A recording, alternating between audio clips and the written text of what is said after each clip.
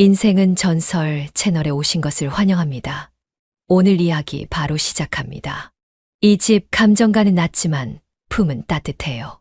그날 나는 정말 집을 보러 간다고 믿었다. 그런데 그 집엔 그 남자의 체온이 먼저 기다리고 있었다.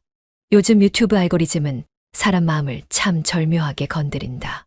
내가 몇 번 부동산이라는 단어를 검색했을 뿐인데 추천 영상이 전부 경매 이야기로 가득했다. 그날 저녁 조용히 설거지를 하며 영상을 하나 틀었고 화면 속에선 낙찰받는 순간 인생이 달라집니다라는 말이 반복되고 있었다. 그냥 흘려들었어야 했는데 묘하게 귀에 남았다. 나는 그때 처음 경매라는 단어에 오래 머물렀다. 여보, 지금 뭐 봐? 남편이 수건으로 손을 닦으며 물었다. 경매 영상. 내가 짧게 대답하자 그는 키득 웃으며 내 옆에 앉았다. 내가 그런 것도 보다니 좀 신기한걸? 왜? 나도 이제 투자 좀 해볼까 싶어서. 말만 하지 말고 진짜 할 거면 내가 도와줄게. 정말? 그럼. 내가 뭔가에 관심 갖는 게 나는 좋아. 그 말 한마디에 나는 괜히 더 진지한 표정을 지었다. 그게 좋다니. 그래. 그럼 더 관심 있는 척을 해봐야지. 그날 밤 나는 부엌 식탁에 노트북을 펼쳐놓고 법원 경매 일정이라는 키워드를 검색했다. 아는 것도 없는 내가 스케줄부터 보는 건 어쩌면 우스웠지만 중요한 건 진심처럼 보이는 것이었다. 캘린더 앱을 열고 서울중앙지법 물건 입찰 날짜를 하나하나 눌러 저장했다. 남편은 거실에서 드라마를 보며 가끔 내 쪽을 힐끔거렸고 나는 일부러 잡한 소리를 내며 뭔가 열중한 사람처럼 굴었다. 요즘엔 여자가 돈 벌어야 멋있지. 그가 말하자 나는 고개를 돌려 웃었다. 진심으로 하는 말이야? 그럼 너한텐 더 어울려. 사실은 그때부터였다. 나는 경매가 아니라 혼자 있을 수 있는 시간을 낙찰받기 시작한 순간이 영상 속 강사는 자꾸 말했다. 현장을 꼭 가보세요. 발품 팔아야 이깁니다. 그래, 발품. 그건 남편도 절대 의심하지 않을 행동이었다. 나는 슬그머니 메모장에 썼다. 서울 황서구 공항동 2184 2층 다세대 입찰일 다음 주 화요일. 아직 뭘 할지는 모르겠지만 어쩐지 이 물건부터 시작하면 뭔가 바뀔지도 모른다는 기분이 들었다. 물론 그게 내 인생인지 마음인지 아니면 이름 모를 관계인지 지금은 나조차 모르고 있었다. 물건 하나 보러 가보려고 현장 답사. 남편에게는 그렇게 말하고 집을 나섰다. 핸드백 속엔 성경책 대신 등기부등본이 화장기 없는 얼굴 대신 틴트가 은은하게 발라져 있었고 내가 걸은 길은 교회가 아닌 지하철역이었다. 경매 카페에서 알게 된 남자. 닉네임은 노하우 95. 경매 정보방에서 며칠간 말이 오간 뒤 자연스럽게 오프라인으로 이어졌고 나는 그가 보내준 좌표를 따라 낯선 동네에 도착했다. 안녕하세요. 찾기 쉬우셨죠? 네. 여기 맞나 싶긴 했는데 지도엔 딱 나오더라고요. 근처 부동산엔 물건 정보 얘기해두긴 했어요. 같이 한 바퀴 돌까요? 첫인상은 말 그대로 그냥 그랬다. 체크무늬 셔츠에 단정한 슬랙스, 말투는 어색하지도 지나치게 친근하지도 않았지만 묘하게 말끝에 웃음이 묻어 있었다. 이 동네는 처음이죠. 네. 서울 안 갔네요. 한적하고 살긴 괜찮아요. 물론 같이 살 사람이 있다면 더 좋고요. 그 말엔 어이없게도 내가 먼저 웃었다.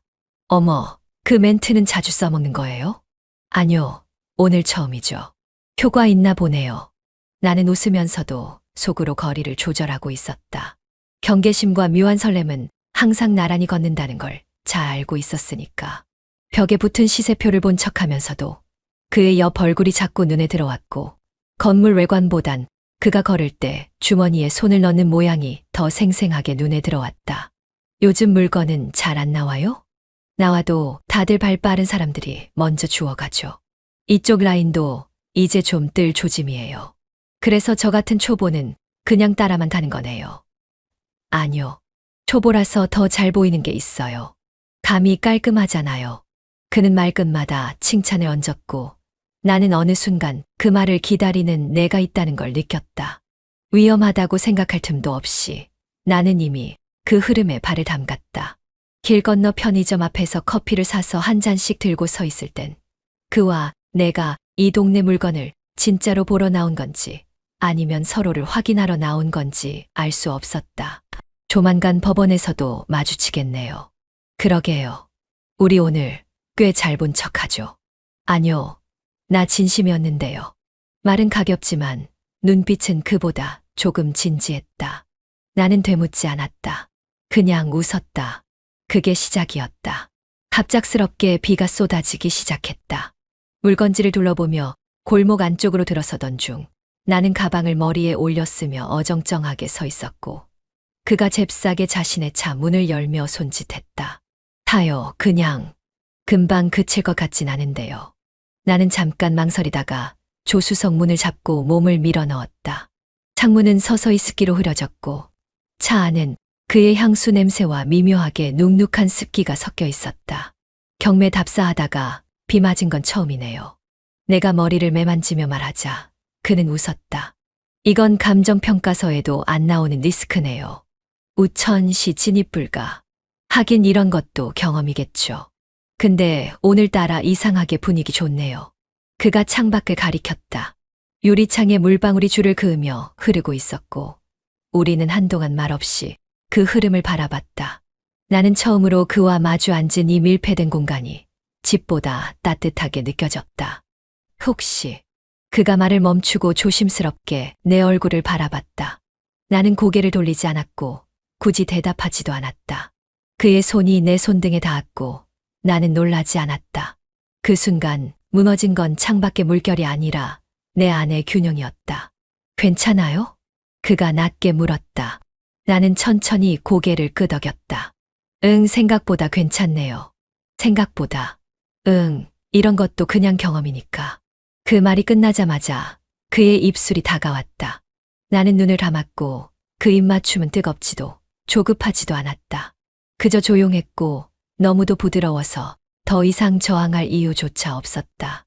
우리가 처음 만난 지도 위의 좌표가 지금 어디쯤에 와 있는지 그때는 몰랐다. 하지만 분명한 건 돌아가는 길부터는 단 한 번도 우회하지 않게 될 거라는 예감이었다. 이건 단순한 물건 확인이 아니라 나란히 앉은 채 서로의 체온을 확인한 순간이었고 비는 여전히 내리고 있었으며 차 안은 창문 하나 틈 없이 조용히 데워지고 있었다. 혹시 시간 괜찮으시면 점심이나 하실래요? 그가 그렇게 톡을 보내온 건 수요일 오전 법원 입찰 시간 직전이었다. 평소 같았으면 현장에 갔을 테지만 나는 이미 핑계를 만들어 둔 상태였다. 오늘은 입찰 물건 별로 없어서 안 간다더라. 남편에게는 그렇게 말했고 남편은 아쉽겠네라는 말 한마디로 끝냈다. 나는 어느새 스스로 핑계를 만들어가는 사람이 되어 있었다. 오전 물건 별로 없다면서요? 네. 그래서 그냥 쉬려다가 커피 한 잔쯤 괜찮겠다 싶어서요. 잘 됐네요. 저도 근처였어요. 우리는 종로의 오래된 커피숍에서 마주 앉았다. 주변은 다소 시끄러웠지만 그 안에서 나눠지는 대화는 오히려 더 조용하게 느껴졌다. 그는 익숙한 듯 아이스 아메리카노를 시켰고 나는 진한 라떼를 주문했다. 여기 커피 진하니까 조심하세요. 그가 웃으며 건넨 말에 나는 웃었다. 괜찮아요. 요즘은 이런 진한 게 더 좋더라고요. 우리 사이의 거리는 3일 전보다도 가까워져 있었다. 조심성이 사라진 건 아니지만 조심할 이유가 점점 옅어지고 있었다. 남편은 내가 경매를 공부한다는 말에 전혀 관심을 보이지 않았고 이 사람은 내가 묻기도 전에 말해주고 내가 대답하면 웃어줬다. 남편분은 뭐라 안 하세요?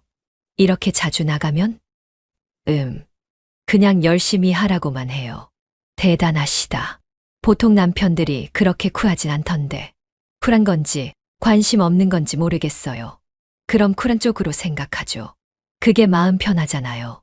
우리는 말끝마다 웃었고 웃을수록 마음은 더 가벼워졌다. 식사 자리로 옮긴 건 자연스러운 일이었다. 근처 골목 안에 있는 조용한 식당, 오래된 간판이 달린 집이었다. 그는 메뉴판을 넘기며 말했다. 여기 낙지볶음 맛있어요. 매물보다 뜨거울 거려. 아, 그거 불나겠네요. 그럼 오늘은 화끈한 거 어때요? 그 말에 나는 괜히 컵을 쥔 손을 내려다봤다. 어느새 익숙해진 농담, 불편하지 않은 시선, 웃음의 끝에 남은 공기까지도. 이 모든 게 경매 공부라는 명분 안에서 너무도 쉽게 허락되고 있었다. 남편에게는 점심을 간단히 먹고 카페에서 자료 정리하고 온다고 말해두었다. 실제로 카페에 들르긴 했지만 그와 함께였고 노트북은 가방 안에서 한 번도 꺼내지 않았다. 대신 그의 손이 내 손을 스치고 그의 목소리가 내 귀에 닿는 시간은 하루의 대부분을 차지했다. 나는 부동산이라는 말을 입에 올리지 않아도 되는 사람과 좋아한다는 말조차 필요하지 않은 관계를 만들고 있었다. 이날의 기록은 입찰표가 아닌 내 마음의 낙찰 확인증에 남겨졌다. 우리 근처에 괜찮은 매물 하나 있는데 시간 되시면 같이 가보실래요? 그가 그렇게 말을 꺼냈을 땐 마치 내가 어떤 대답을 할지 이미 알고 있었던 것처럼 미소를 머금고 있었다. 나는 대충 핸드폰 화면을 내려다보다가 캘린더 앱을 닫았고 특별한 이유 없이 마음이 흔들렸던 그 순간 내 입에서 먼저 흘러나온 건 좋아요. 가보죠라는 말이었다. 어차피 발품 팔아야 하는 것도 공구니까 라는 말도 덧붙였지만 내 스스로도 그게 얼마나 설득력 없는 변명인지 잘 알고 있었다. 우리는 지하철역에서 조금 떨어진 연갈색 타일로 외벽을 마감한 15층짜리 오피스텔 앞에 섰고 그가 관리실에서 받아든 키를 손에 쥔 채 자연스럽게 앞장서 걷는 모습을 보며 나는 그 공간이 경매 물건이 아니라는 것을 단번에 알 수 있었다. 그는 13층 맨 끝 호실이라며 나를 이끌었고 엘리베이터 앞에 나란히 섰을 때 그의 눈동자가 내 옆모습을 조용히 스치고 있다는 걸 느꼈지만 나는 웃음을 멈추지 않았다. 웃고 있었고 그도 웃고 있었으며 엘리베이터가 도착하길 기다리는 그 몇 초가 이상하게 길게 느껴졌다. 요즘은 이런 구조가 인기래요. 이런 구조요? 딱 둘이 있기 좋은 구조. 그 말에 나는 고개를 살짝 돌려 엘리베이터 벽에 비친 내 얼굴을 바라보았다. 분명히 뺨이 조금 달아올라 있었고 그 열기엔 부끄러움과 기대 그리고 자꾸만 밀려드는 죄책감이 섞여 있었다. 문을 열고 들어선 방은 냉장고도 커튼도 소파도 없었지만 햇빛은 환하게 들어왔고 바닥에 놓인 매트와 벽 쪽으로 치워둔 작은 테이블만으로도 누군가 이곳을 준비한 것 같은 인상을 주기에 충분했다. 임차인 없어요. 지금 비어 있어요. 그가 뒤따라 들어오며 말했고 나는 조용히 고개를 끄덕였다. 잠깐만 앉아봐요. 뷰 진짜 괜찮다니까요. 나는 망설임 없이 걸어가 창문 앞에 섰고 유리창 너머로는 서울의 평범한 주택가가 줄지어 늘어서 있었다. 남편에게 보낸 톡은 현장 보고 올게요. 생각보다 오래 걸릴 듯. 그 한 문장이 마지막이었고 이미 40분은 지나 있었다. 그가 내 어깨 너머로 몸을 조금 기울이며 낮게 말했다. 마음이 편해졌으면 좋겠어요. 나는 말없이 고개를 끄덕였고 그의 손이 천천히 내 허리를 감쌌다. 여기 마음이 놓이는 공간이었으면 해서요. 어쩌면 그런 공간이 될지도 모르죠. 그 대화는 길지 않았지만 그 안에 담긴 온도는 익숙했고 나는 조용히 신발을 벗고 매트를 밟았다. 속옷선이 은은하게 비치는 원피스 자락이 무릎 위로 천천히 말려 올라갔고 나는 아주 천천히 그 침대 끝에 앉았다가 몸을 눕혔고 그는 말없이 내 곁에 다가와 입술을 맞췄다. 입맞춤은 길었고 숨소리는 격하지 않았지만 깊었으며 창문 틈으로 스며드는 햇빛조차 두 사람의 그림자를 가릴 만큼은 아니었다. 커튼은 반쯤 닫혀 있었고 내 손목에서 흘러내린 팔찌는 바닥에서 조용히 굴렀으며 이 방 안에선 땀 냄새와 이불의 온기, 입술 사이에 남은 숨결만이 천천히 맴돌았다. 우리는 그 집이 팔릴지 말지에 대해선 단 한마디도 나누지 않았다. 대신 이 감정이 얼마짜리인지 굳이 묻지도 않았고 나는 어느 순간부터 다음엔 더 오래 있지 않은 생각을 마음속에 품고 있었다. 오늘도 법원 가. 남편은 출근 준비를 마친 내게 머그잔을 건네며 그렇게 물었다. 나는 그 질문이 이제는 습관처럼 던지는 말이라는 걸 알고 있었고 그렇기에 대답도 자연스러웠다. 응, 지난번 그 물건. 매각기 일이 다음 주라서 분위기 좀 더 보려고. 커피는 따뜻했고 남편의 손길도 다정했으며 나는 그런 아침이 너무 익숙해져 있었다. 법원은 오늘도 붐비겠네. 그쵸. 오늘은 좀 일찍 가볼까 해요. 그래. 점심은 밖에서 해결하고? 응. 아마 늦을 것 같아. 그는 웃었고 나는 따라 웃었지만 그 미소의 끝은 서로 다른 곳을 향하고 있었다. 현관문을 나설 때 그는 내 등 뒤로 잘 다녀와라고 말했고 나는 뒤돌아보지 않고 응 다녀올게라고 대답했다. 오늘도 나는 법원으로 향하지 않는다. 지하철에서 내려 두 정거장을 걸어 다시 13층. 엘리베이터가 올라가는 동안 내 마음은 늘 같은 속도로 떨어졌고 현관문 앞에 서면 심장이 먼저 도착해 있는 기분이 든다. 그는 미리 문을 열고 있었다. 생각보다 빨리 왔네요. 길이 안 막히더라고요. 기다리고 있었어요. 그 말 한마디에 내 거짓말은 다시 이유를 얻는다. 방 안은 어제와 같은 구조였지만 체온은 늘 새로웠다. 오늘은 뭐 볼 거예요? 당신. 그게 다예요? 충분하지 않아요? 나는 웃었고 그도 웃었고 테이블 위에 펼쳐둔 등기부등본과 시세표는 손도 닿지 않은 채 하루를 넘기고 있었다. 그는 내 머리칼을 쓸어 넘기며 물었다. 이런 식으로 괜찮아요? 이런 식이 뭔데요? 그냥 아무도 모르는 방식. 아무도 모르면 없는 거나 마찬가지잖아요. 나는 이 관계가 위험하다는 걸 알고 있었다. 하지만 위험보다 먼저 온 건 그와 닿을 때 느껴지는 따뜻함이었다. 우리는 매일 낮 1시 같은 시간에 같은 방에 머물렀고 그 시간 동안은 서로의 사생활과 윤리와 책임을 문 밖에 두고 온기 하나로만 서로를 채우고 있었다. 침대는 변하지 않았지만 자세는 바뀌었고 말은 줄어들었으며 손끝의 거리와 눈빛의 여운만이 점점 깊어졌다. 방음이 잘 되지 않는 집이라면서도 그는 목소리를 낮추지 않았고 나도 말릴 이유를 더 이상 만들지 않았다. 오늘은 좀 더 있다 가요. 오늘은 나도 그러고 싶어요. 우리는 서로를 매물이라 부르지 않았고 이 방문이 거래인지 도피인지 시작인지 끝인지 말하지 않았다. 그저 다음 날도 그리고 그 다음 날도 법원한다는 말 아래 이 집의 체온을 다시 확인하러 올 뿐이었다. 이제 그는 매물번호를 묻지 않는다. 몇 번이에요? 라는 질문은 사라졌고 그 대신 오늘도 13층이죠. 라는 익숙한 인사가 자리 잡았다. 나 역시 구체적인 답을 하지 않아도 되었다. 응, 오늘도. 그 한마디면 충분했고 우린 더 이상 서로를 확인하지 않아도 되는 단계에 도달해 있었다. 외출 준비는 특별할 것 없었다. 하지만 나는 거울 앞에서 한참을 서 있다가 립스틱을 바꾸고 머리를 다시 말리고 같은 향수를 뿌리고 나왔다. 남편은 이미 출근했고 나는 옷장을 열어 그 집에 갈 때 입는 원피스를 꺼냈다. 처음 그와 만났던 날 입었던 것과 비슷한 색, 약간은 달라붙지만 과하지 않은 길이, 그리고 안쪽에 걸어둔 얇은 니트를 더 심은 것도 잊지 않았다.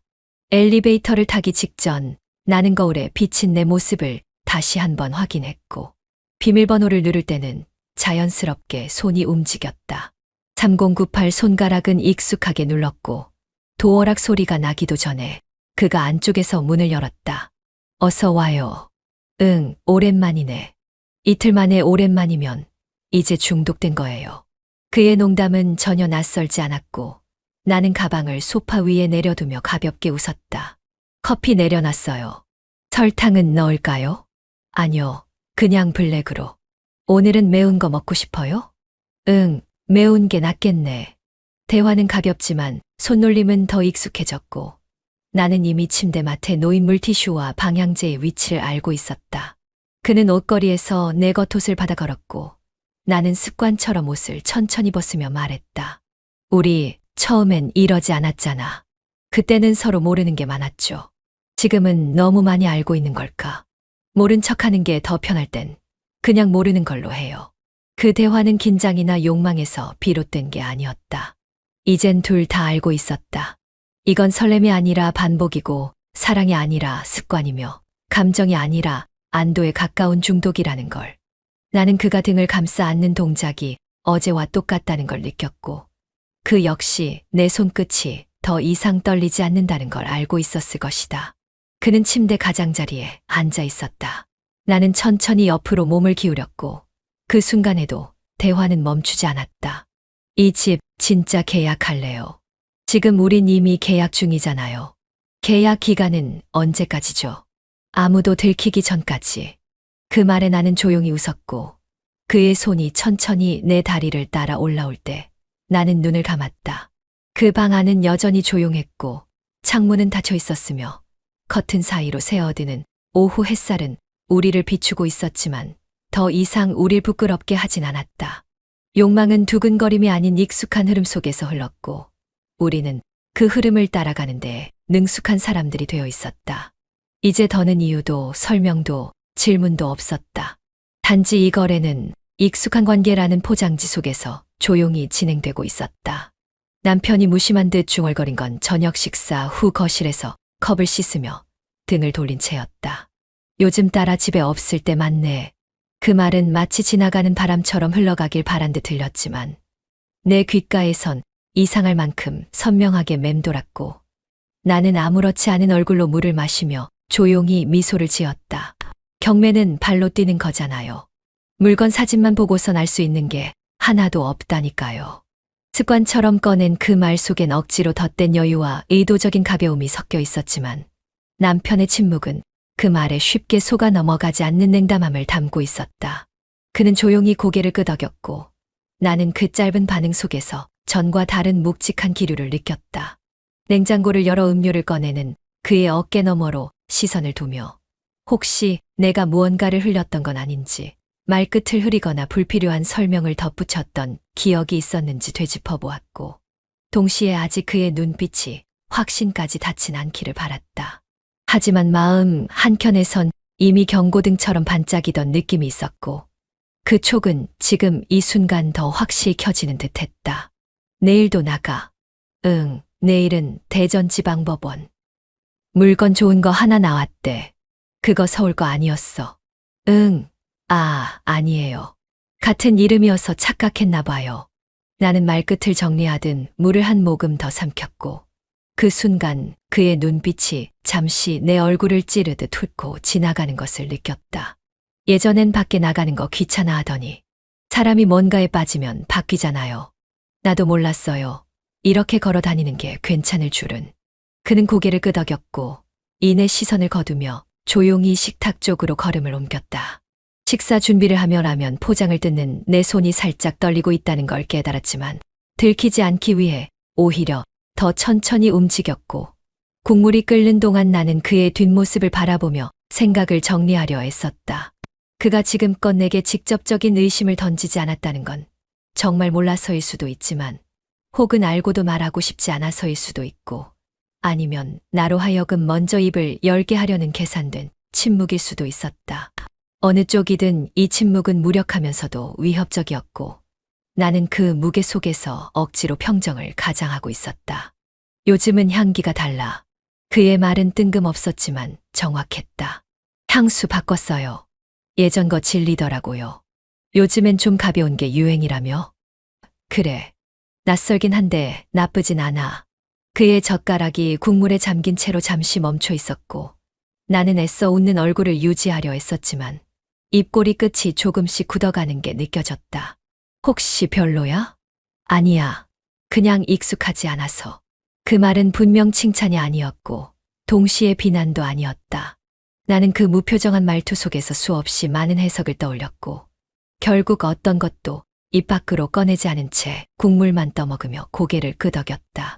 우리의 대화는 끊기지 않았지만 더 이상 감정을 나누는 언어가 아니었고 그 안엔 서로를 떠보는 눈치와 피로가 가득 차 있었으며 그 침묵의 공백은 점점 짙어지고 있었다. 아침 햇살이 부엌 창으로 비스듬히 들어오고 나는 그날도 평소처럼 브러쉬로 머리를 말리고 있었어요. 향수는 평소보다 한 번 더 뿌렸고 원피스는 자주 입던 옅은 베이지 색이었지만 거울 속 내 얼굴은 이상하리만큼 긴장으로 굳어 있었고 스스로에게 괜찮아라고 반복하며 눈을 몇 번이고 깜빡였어요.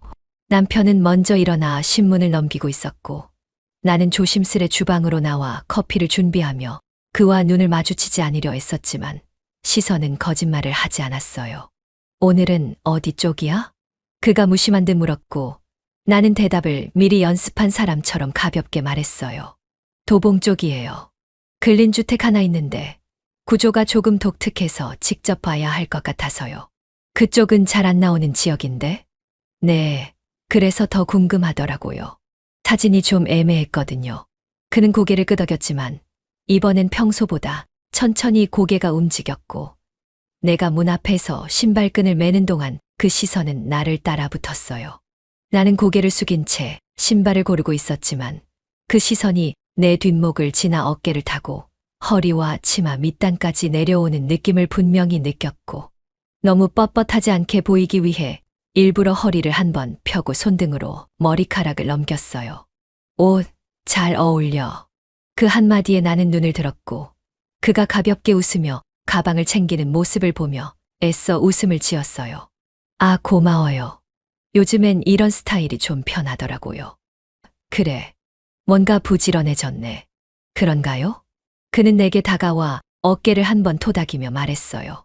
오늘도 다치지 말고 잘 다녀와요. 응, 다녀올게요. 문이 닫히는 소리와 함께 내 어깨는 한순간에 툭 내려앉았고 숨을 들이마신 뒤 복도 거울 앞에 선 내 모습은 평소보다 유난히 가벼운 듯하면서도 어쩐지 무거워 보였어요.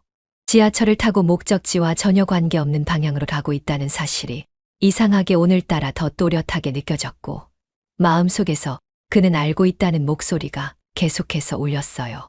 현관 비밀번호는 여전히 그대로였고 나는 카드를 찍고 문을 열었지만 마치 감시 카메라가 설치되어 있는 듯한 기분에 자연스럽게 행동하려는 몸짓이 더 어색해졌어요. 왔어요? 그가 안에서 인사했고 나는 짧게 고개를 끄덕였죠. 오늘은 왜 이렇게 조심스럽게 들어와요? 그냥 기분 탓인가 봐요. 이상하게 조심하게 되네요. 무슨 일 있었어요? 아니요.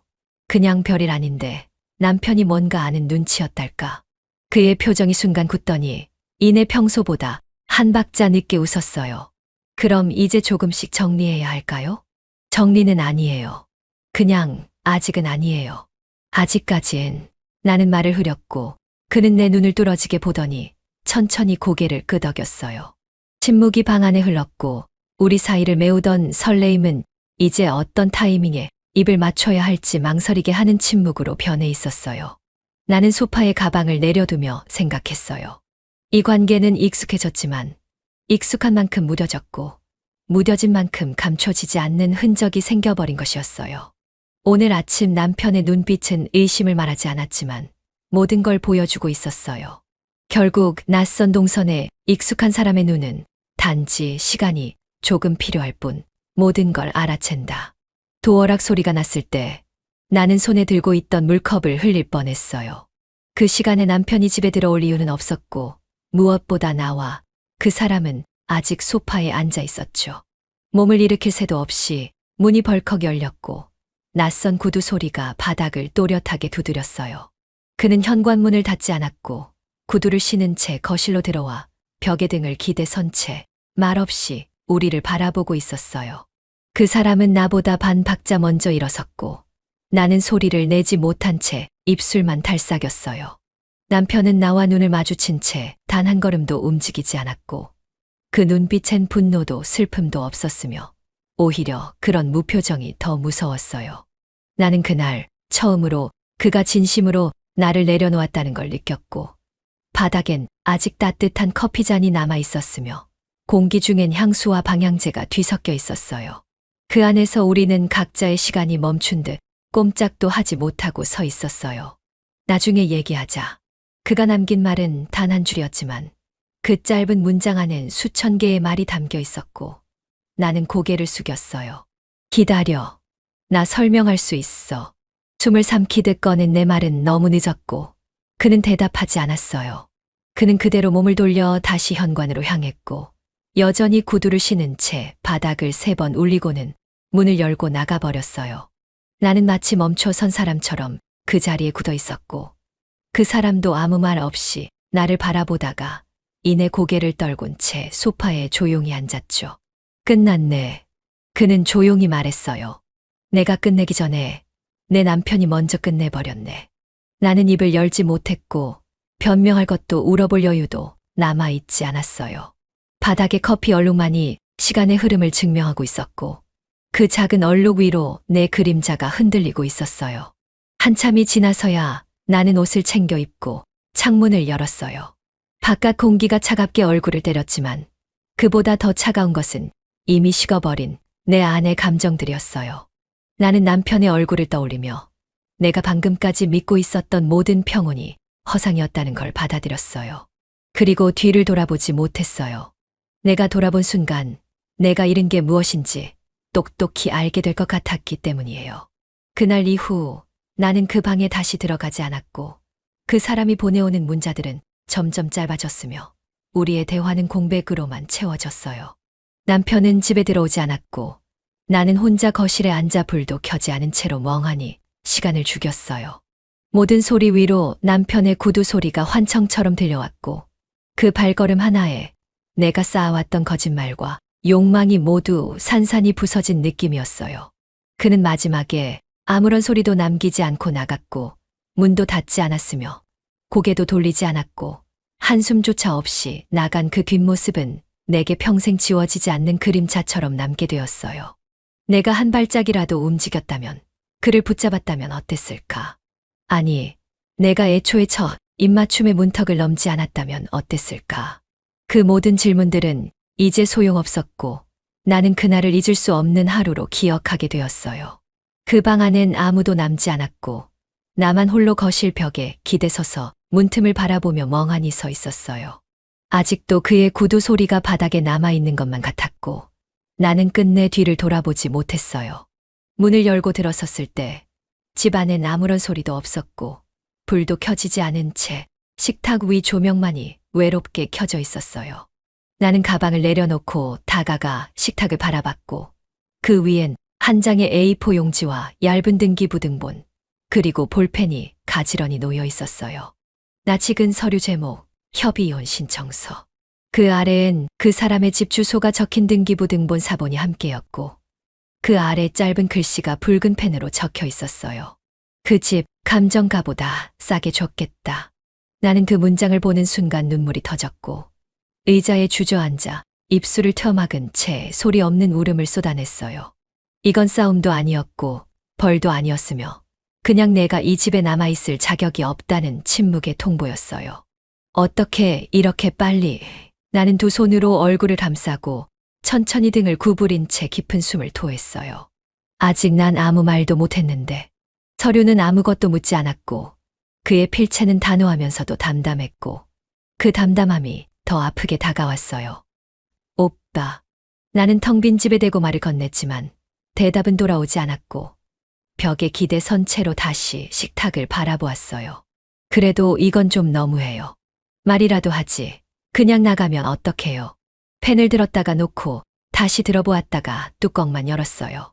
한 번도 망설이지 않고 내 삶에 서명해왔던 손이 그날따라 가장 단순한 한 줄에도 서명을 하지 못하고 있었어요. 그리고 나는 조용히 울었고 그 울음은 서명보다 길고 깊고 차갑게 식탁 위를 적셨어요. 전화기를 들고 반복해서 그 사람의 번호를 눌렀지만 통화 연결음 대신 돌아오는 건 이 번호는 없는 번호입니다라는 기계음뿐이었어요. 그가 번호를 바꿨다는 건 더 이상 나와 어떤 대화도 원하지 않는다는 뜻이었고 나는 핸드폰을 쥔 손에 힘을 준 채 천천히 눈을 감았어요. 이 집 안에서 그는 침실문을 잠그고 나오지 않았고 우리는 한 지붕 아래에서 서로의 그림자도 마주치지 않은 채로 살고 있었어요.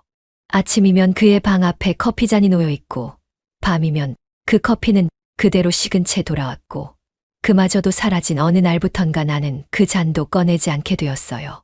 나는 거실과 주방 사이를 유령처럼 오갔고 마치 존재하지 않는 사람처럼 조용히, 아주 조용히 살았어요. 오빠 문 좀 열어줘요.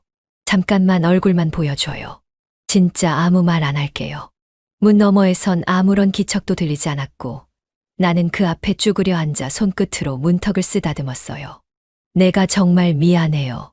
나 이제 어떻게 해야 할지 모르겠어요. 남편의 그림자는 문 밑으로도 들이우지 않았고 그 방은 점점 사람이 있는 방이 아니라 내가 들어갈 수 없는 영역이 되어버렸어요. 그리고 나는 그 안에 들어갈 수 없는 사람이 되었고 이 집에서 말도 시선도 소리도 없는 투명한 존재로 지내고 있었어요. 누군가 이 집을 본다면 분명 말할 거예요. 이곳에는 두 사람이 사는 게 아니라 한 사람은 떠났고 한 사람은 잊힌 채 남아 있다고요. 법원 정문 앞 계단 아래에서 한참을 멈춰 서 있었어요. 진짜 경매가 열리는 날이었고 나는 처음으로 이곳에 아무 목적 없이 서 있었죠. 한 손엔 이름 없이 적힌 작은 공책을 들고 있었고 다른 손으론 주머니를 쥐고 있었으며 안에서부터 걸어 나오는 사람들의 무표정한 얼굴이 마치 내 마음의 공허함을 닮아 있었어요. 팜플렛을 나눠 들고 삼삼오오 흩어지는 사람들 사이에서 나는 그날 그와 처음 마주쳤던 순간을 떠올렸고 이 모든 시작이 얼마나 작은 호기심에서 비롯된 일이었는지 새삼 떠올라 웃을 수 없었어요. 이쪽이에요. 오늘은 입찰자 많을 것 같아서 빨리 올라가는 게 좋아요. 처음 그가 내게 했던 말, 익숙하면서도 다정했던 그 말투가 머릿속에서 생생하게 울렸어요. 그때 나도 순진했지. 진짜 경매를 배우고 싶었으니까. 작게 혼잣말을 하며 계단을 한 칸씩 올랐고 낯선 얼굴들이 지나가는 속에서 누군가 나를 알아볼까 두려운 마음이 자꾸 고개를 들었어요. 정문을 통과하던 순간 어깨에 툭 닿은 낯선 사람의 손길에 화들짝 놀랐고 그 작은 자극조차 내 안에 쌓인 감정을 흔들어 놓을 만큼 내가 망가져 있었어요. 괜찮으세요? 아, 네. 죄송해요. 웃으며 지나간 남자의 뒷모습을 멍하니 바라보다 다시 고개를 숙였고 한 손으로 눈가를 훔쳤어요. 눈물이 나진 않았지만 눈물보다 더 짠 감정이 목 끝까지 차올랐고 나는 이 자리에 있다는 사실 자체가 후회로 다가왔어요. 그를 처음 봤던 복도, 그가 먼저 걸어가다 돌아봤던 순간, 함께 공유했던 지도와 물건의 이야기들이 모두 머릿속에서 떠나지 않았고 그때의 나를 붙잡고 거기서 멈췄어야 했어라고 말해주고 싶었어요. 그러나 아무도 그 말을 대신해주지 않았고 지금의 나는 그 누구보다 현실을 똑바로 바라보고 있었어요. 식탁 위에 놓인 서류를 천천히 들어올리고 조심스럽게 펜을 씹었어요. 손끝에 닿는 종이의 질감이 낯설게 느껴졌고 수없이 바라봤던 제목 협의 이혼 신청서는 마치 오늘 처음 본 글자처럼 어색하게 눈에 들어왔어요. 펜을 들었다가 놓고 다시 들었다가 또 놓았고 마음속에 맴도는 한마디가 자꾸 손을 붙잡았어요. 그래도 나를 한때는 사랑했잖아. 나는 서명을 위해 펜촉을 종이에 갖다 대며 여러 번 숨을 삼켰고 숨을 멈춘 채 한 줄만 그으면 되는 일이 왜 이렇게 어려운 건지 이해할 수 없었어요. 사랑했었잖아, 오빠. 나 진심이었어. 텅 빈 집안에 되뇌는 내 목소리는 금세 메아리로 돌아오지도 않고 공기 속에 흩어졌고 나는 등받이 없이 허리를 굽혀 식탁에 팔을 기대고 멍하니 앉아 있었어요. 이걸로 정말 끝이 나는 거야? 이걸 넘기면 우린 진짜 남남이 되는 거야. 혼잣말은 멈추지 않았고 생각은 끝나지 않았고 기억은 지워지지 않았어요.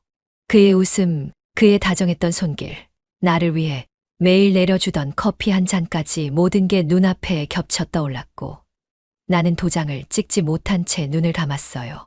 밖은 점점 어두워지고 있었고 창가에는 비가 떨어지는 소리가 점점 선명해졌고 그 안에서도 나는 그저 멍하니 앉아 있었어요. 식탁 위 붉은 도장은 마치 마지막 단추처럼 내 앞에 놓여 있었지만 나는 그것을 끝내 눌러 찍지 못했고 그렇게 한참을 그대로 앉아 있었어요. 사람은 누구에게도 팔리는 존재가 아니라고 믿었어요. 하지만 나는 스스로 걸어 들어갔고 스스로 문을 열었고 스스로 자신을 내놓았어요. 마음이 팔린 건지 몸이 먼저였는지 이제는 구분조차 되지 않았고 그 사이에 그는 사라졌고 남편은 침묵했고 결국 나는 혼자 남아 있었어요. 경매는 끝났고 낙찰자도 정해졌고 서류도 모두 접수됐지만 정작 나는 아직 아무에게도 낙찰되지 않은 채 이 애매한 공백 속에 남아 있었어요. 이게 이럴 일이었을까? 누구를 원망해야 할지 몰랐고 그가 떠난 것을 탓하기엔 내가 준 것이 너무 많았고 남편이 돌아서 버린 것을 붙잡기엔 내가 흐린 것이 너무 컸어요. 나도 몰라. 내가 왜 이렇게까지 된 건지. 거울 앞에 서서 중얼거린 말은 어느새 자책도 항변도 아닌 무력한 체념이 되었고 나는 입술에 바르던 립스틱조차 덮지 않은 채 창가에 걸터 앉았어요. 지나가는 사람들은 아무도 나를 쳐다보지 않았고 나도 누군가를 바라보지 않았어요. 그저 스쳐 지나가는 풍경 속에 나조차 낯설게 섞여 있을 뿐이었어요. 그래, 다 지나갈 거야. 언젠가는. 그 말은 스스로를 다독이기 위한 변명이었고, 동시에 끝내 책임을 피하고 싶은 마지막 발버둥이기도 했어요. 무언가를 잘못했단 자각은 있었지만, 동시에 내 안의 허기는 그렇게라도 채워지고 싶었던 거였어요. 나는 여전히 낙찰되지 않은 여자였어요. 기다리는 이도 없고, 다시 경매에 나설 자신도 없고, 그 누구도 더는 내 번호를 불러주지 않았어요. 그리고 그게 나 스스로 자초한 결과라는 사실만이 유일한 진실이었어요. 인생은 전설 채널에 오신 것을 환영합니다. 오늘 이야기 바로 시작합니다. 안녕하세요. 저는 창민이라고 합니다. 서울 근교에서 작은 디자인 사무실을 운영하며 조용히 살아가는 평범한 남자예요. 딱히 자랑할 만한 건 없지만 무리하지 않고 누군가에게 큰 상처도 주지 않고 그렇게 하루하루 살아왔어요. 지금은 혼자 살고 있고 사람을 다시 만나는 일은 더 이상 기대하지 않게 된 지 오래죠. 이유는 간단해요. 2해 전쯤 꽤 진심이었던 여자친구와 이별했거든요. 시간이 지나면 괜찮아질 줄 알았는데 어쩐지 그 기억이 생각보다 오래 가더라고요. 사람 마음이란 게 참 뜻대로 안 돼요. 그런데 정말 말도 안 되는 일이 벌어졌습니다. 그 여자친구의 어머니가 그분이 제 집 앞에 서 있던 거예요. 처음엔 잘못 본 줄 알았어요. 검은 롱코트를 입고 한 손에는 편의점 봉투를 든 채 고개를 푹 숙이고 있었거든요. 저 사람이 맞나 싶어 유리문 너머로 몇 번을 더 확인했죠. 하지만 그 어깨의 각도, 가끔씩 흘러내리는 그 긴 머리카락, 그리고 제가 마지막으로 본 그날과 하나도 달라지지 않은 체형. 누가 봐도 유진이 어머니 진숙 씨였어요. 창민 씨, 잠깐만 문 좀 열어줄 수 있을까? 그녀의 목소리는 술기운이 섞인 듯 촉촉했고 단호하면서도 떨리고 있었어요. 마치 문을 열지 않으면 안 될 것처럼 애원은 아니지만 부탁도 아닌 그런 묘한 말투였죠. 저는 아무 말도 못하고 가만히 서 있다가 결국 도어락을 눌렀어요. 스르륵 문이 열렸고 진숙 씨는 마치 오래전부터 알고 있었다는 듯 조용히 안으로 들어왔습니다. 현관의 신발을 벗는 그녀의 동작은 망설임 하나 없었고 저는 그걸 말릴 힘이 없었습니다. 아니, 마음 한구석에선 어쩌면 반가웠는지도 몰라요. 아, 정말 미안한데 한 잔만 마시면서 얘기해도 될까? 나 요즘 아니 많이 힘들었거든. 진숙 씨는 거실에 앉자마자 봉투에서 꺼낸 작은 위스키 병을 테이블에 올려놓았고 컵도 직접 꺼내더니 한 잔을 따랐어요.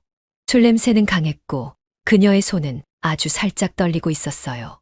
저는 무슨 말을 꺼내야 할지 몰라서 한참을 멍하니 앉아 있었어요. 그러다가 겨우 한마디가 나왔죠. 유진이는 잘 지내요. 그녀는 대답 대신 술을 한 모금 마시더니 고개를 끄덕였어요.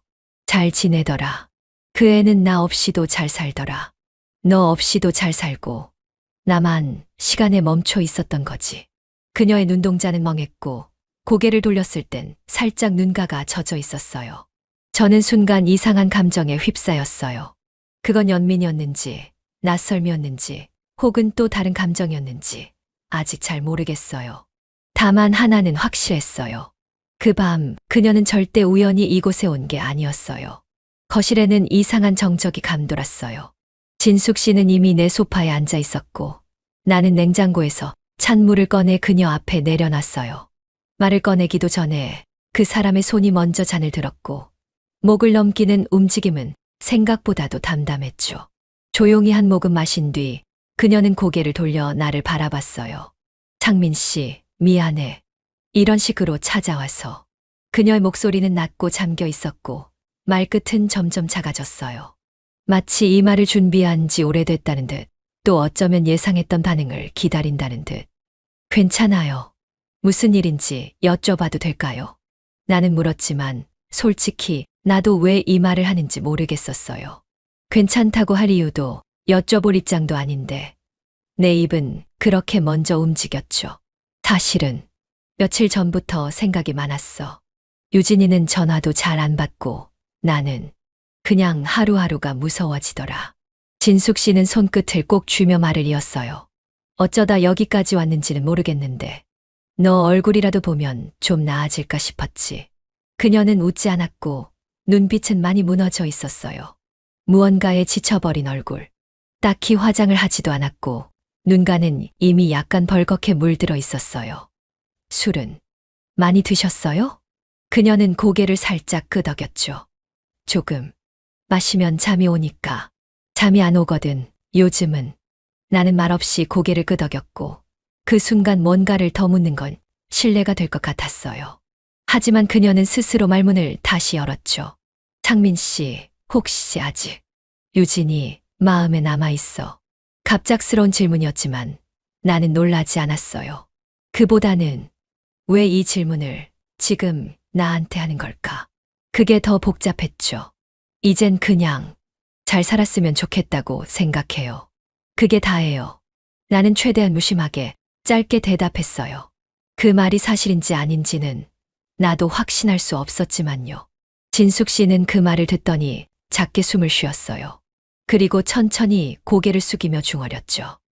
그럼 나는 어떡하지? 그 한마디는 참 묘했어요. 유진 이야기를 꺼냈다가 갑자기 방향을 자신 쪽으로 돌리는 말투. 마치 누군가한테 이해받고 싶어 안달이 난 사람처럼, 동시에 스스로가 그럴 자격이 없다는 걸 알고 있는 사람처럼. 그녀는 소파에 기대고 나는 식탁 끝에 걸터 앉은 채 아무 말 없이 시간을 보냈어요. 밖에는 조용히 비가 내리기 시작했고 그 빗소리는 이상하리만큼 익숙하고 무거웠죠. 그 순간 나는 느꼈어요. 그녀가 지금 여기에 있다는 게 단지 위로받고 싶어서만은 아니라는 걸요. 나는 부엌에서 물을 따라 작은 유리잔에 담았어요. 차가운 기운이 손끝에 스며들었고 잔을 들고 거실로 돌아오면서 그녀의 말없는 뒷모습을 다시 바라보게 됐어요. 진숙 씨는 여전히 같은 자세로 소파 끝에 앉아 있었고 발끝을 가지런히 모은 채 고개를 떨고 있었죠. 나는 잔을 앞에 내려놓고 천천히 숨을 고른 뒤 부드럽게 말문을 열었어요. 진숙 씨, 물 좀 드셔요. 속이 많이 안 좋으신 것 같아서요. 그녀는 고개를 들어 나를 보았고 잔을 들면서 고맙다는 듯 작게 끄덕였어요. 물 한 모금을 넘긴 뒤 그녀는 잔을 내려놓고 두 손으로 무릎을 감싸듯 잡았어요. 잠시 침묵이 흐른 뒤 마침내 그녀가 낮은 목소리로 말을 꺼냈어요. 창민 씨, 나 이혼했어요. 작년쯤에요. 그 순간 나는 마음속에 뭔가 묵직한 감정이 내려앉는 것을 느꼈습니다. 그녀는 내 반응을 살피려는 듯 시선을 살짝 옆으로 흘렸고 나는 조심스레 맞장구를 쳤어요. 그래서 요즘 힘드셨던 거군요. 아무에게도 말 못하셨던 거예요. 그녀는 작게 웃었고 그 웃음은 슬픔을 꾹 눌러 삼킨 사람의 웃음처럼 들렸어요. 말 못했죠. 친구들한테도 혼자 견디는 수밖에 없었거든요. 그녀의 말은 단호하면서도 무너져 있었고 그 안에 꽁꽁 싸매진 외로움이 느껴졌습니다. 나는 다시 말을 잇기 전 잠시 눈을 감았어요. 무슨 말을 해도 그 마음을 다 감싸줄 수 없다는 걸 알았기에 조심스러웠어요. 하지만 그녀는 멈추지 않고 말을 이었고 술 기운이 조금씩 감정의 벽을 허무는 듯 했어요. 처음엔 밤에만 조금씩 마셨는데요. 어느 날부터 낮에도 손이 떨리더라고요. 그러고 나니까 더 마시게 되더라고요. 그녀는 고개를 숙인 채 천천히 손등으로 눈가를 문질렀습니다. 나는 손을 뻗어 그녀 앞에 티슈를 건넸어요. 그녀는 티슈를 들고도 한참 동안 아무 말이 없었고 방 안은 적막했어요. 그러다 문득 그녀가 입술을 꼭 다물고 있다가 목소리를 낮춰 말했어요. 그래도 오늘은 이상하게 창민 씨 얼굴이 떠오르더라고요. 참 미안하죠. 유진이랑 헤어졌는데 내가 여길 찾아온 거. 나는 고개를 살짝 흔들며 괜찮다는 듯 웃어 보였습니다. 그녀는 눈시울을 붉힌 채 말을 이었어요. 그 애랑은 연락만 가끔 해요. 무슨 말을 해도 이제는 내 말 듣고 싶어 하지 않더라고요.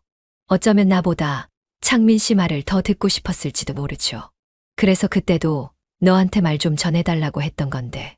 그녀는 잠시 시선을 피했고 나는 그 속에 담긴 후회와 바람을 느꼈어요. 그 말은 오래전부터 그녀 안에 남아있던 말 같았고 이 밤이 아니었다면 영영 꺼내지 못했을 말이기도 했습니다. 창민 씨, 내가 이렇게 살아도 되는 사람일까요? 그녀는 아주 작은 목소리로 속삭였고 그 말이 나의 마음을 불편하게 만들었어요. 나는 정답을 아는 듯 고개를 젓다가도 아무 말 없이 그저 물잔을 그녀 쪽으로 밀어주었어요. 그녀는 천천히 그걸 받아 마셨고 입가에 엷은 미소가 떠올랐어요.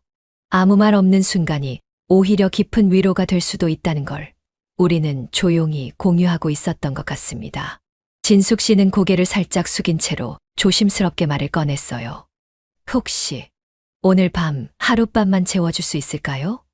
너무 늦기도 했고. 하긴 좀 그래서요. 나는 괜찮다고 말했지만 솔직히 당황한 감정이 먼저 올라왔어요. 그래도 취한 사람이 다시 길에 나가는 것도 마음이 편치 않았고 그녀가 내 앞에서 무너지듯 앉아 있는 걸 외면할 수는 없었어요. 그래서 담요를 꺼내다 주며 조용히 말했어요. 거실에서 주무세요. 이불은 조금 얇지만 밤엔 온풍기 켜드릴게요. 그녀는 고맙다는 인사를 몇 번이고 반복했어요. 그 순간만큼은 술기운보다 혼자라는 외로움이 더 진하게 느껴졌어요. TV를 켜고 채널을 이리저리 돌리다가 진숙 씨는 갑자기 웃음을 터뜨렸어요. 이거 봐요. 이 드라마 아직도 하네요. 예전에 유진이랑 이거 보면서 얼마나 웃었는지 몰라요. 그 웃음이 너무 자연스러워서 잠시 동안 우리가 같은 집에 있다는 사실을 잊고 있었어요. 거실엔 방송 소리와 그녀의 낮은 웃음만이 퍼졌고 나는 방 안에서 조용히 문을 닫았어요. 그녀가 소파에서 잠든 줄 알았고 나는 불을 끄고 조용히 누웠죠. 하지만 새벽녘 갑자기 문틈 사이로 빛이 스며들며 발자국 소리가 들려왔어요. 처음엔 환청인가 싶었지만 곧 누군가 거실에서 화장실로 이동하는 인기척이 느껴졌습니다. 나는 다시 눈을 감으려 했지만 이상하게 신경이 쓰였어요. 어떤 이유에선지 이 정적이 불편했고 갑자기 모든 소리가 멈춘 뒤 정적이 감돌았어요. 몇 초가 흐르고 방문 너머에서 인기척이 느껴졌어요. 불이 꺼진 것인데도 그녀의 발자국은 문 앞에서 멈췄고 그 순간 나는 다시 숨을 참게 됐어요. 정확히 말하면 진숙 씨는 내 방 문 앞에 서 있었고 문에 기댄 채 말없이 있었다는 걸 알 수 있었어요. 그녀는 아무 말도 하지 않았고 나는 방 안에서 그대로 누운 채 가만히 숨을 죽였어요. 혹시 문을 두드리려는 걸까? 그냥 바람처럼 서 있다 사라질까? 수없이 상상했어요. 그러다 조용히 발걸음이 뒤로 물러섰고 그녀는 다시 거실로 돌아간 것 같았어요. 그 이후 나는 좀처럼 다시 잠들 수 없었고 머릿속에는 그녀의 정적만이 반복됐어요. 그 시간이 길진 않았을 텐데 내겐 한밤을 통째로 흔들 만큼 묘한 기분을 남겼습니다. 나는 눈을 감고 누워 있었어요. 오늘은 뭔가 기묘했거든요. 진숙 씨가 내 집에 있다는 게 아직도 익숙하지 않았고 이상하게 내 방 쪽으로 자꾸 시선이 향했죠. 그러다 문이 스르륵 열리는 소리가 들렸고 고개를 들기도 전에 딸깍 하는 잠금 소리가 귓가에 꽂혔습니다. 진숙 씨였어요. 그녀는 조용히 문을 닫고 안으로 들어왔고 그대로 문에 등을 붙인 채 나를 바라봤어요.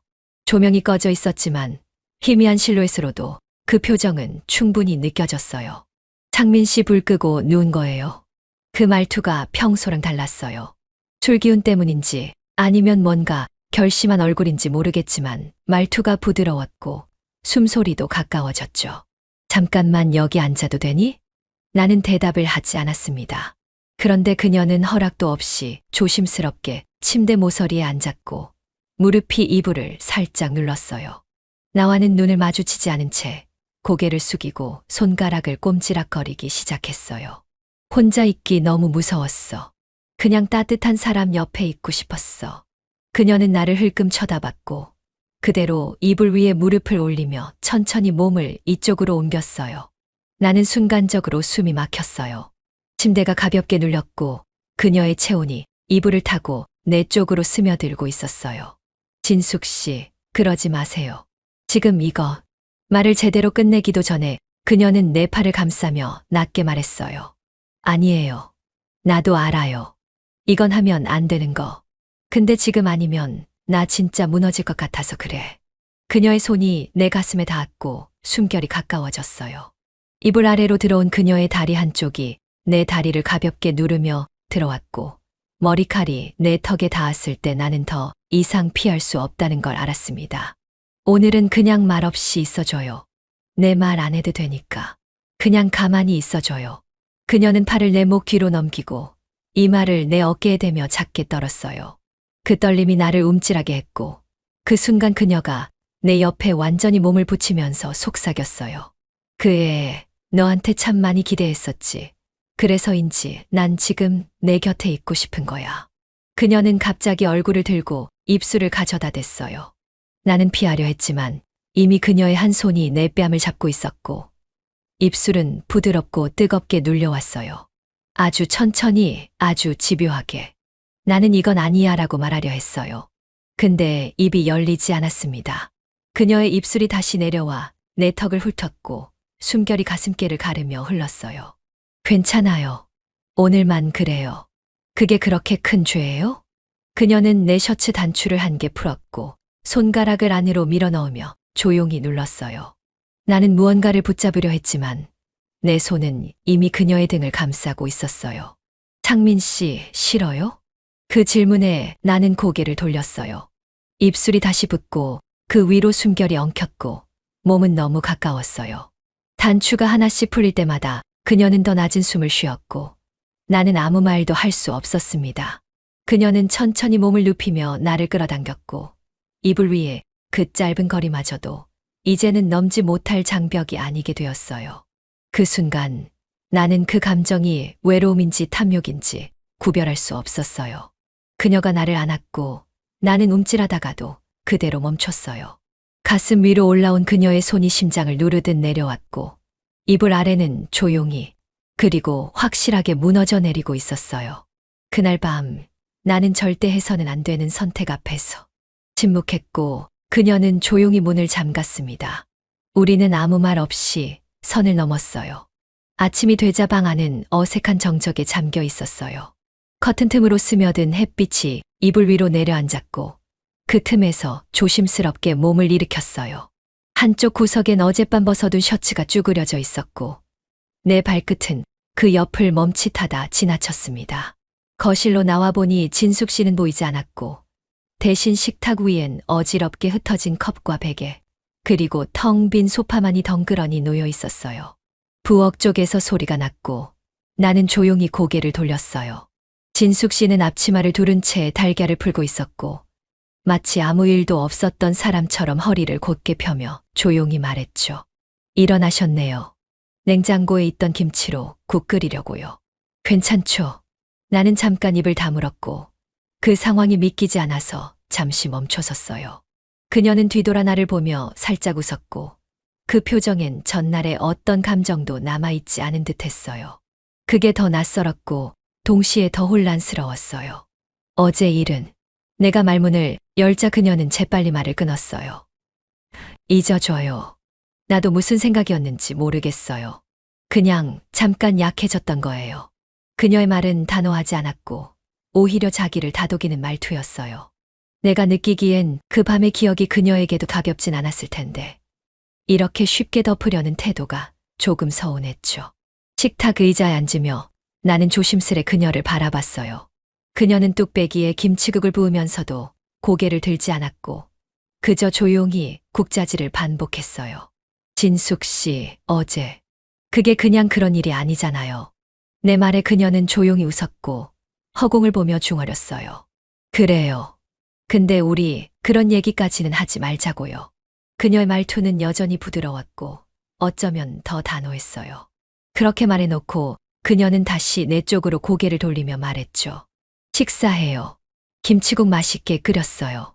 나는 아무 말 없이 숟가락을 들었고 그녀가 앉는 순간 식탁 위로 김칫국 냄새가 퍼졌어요.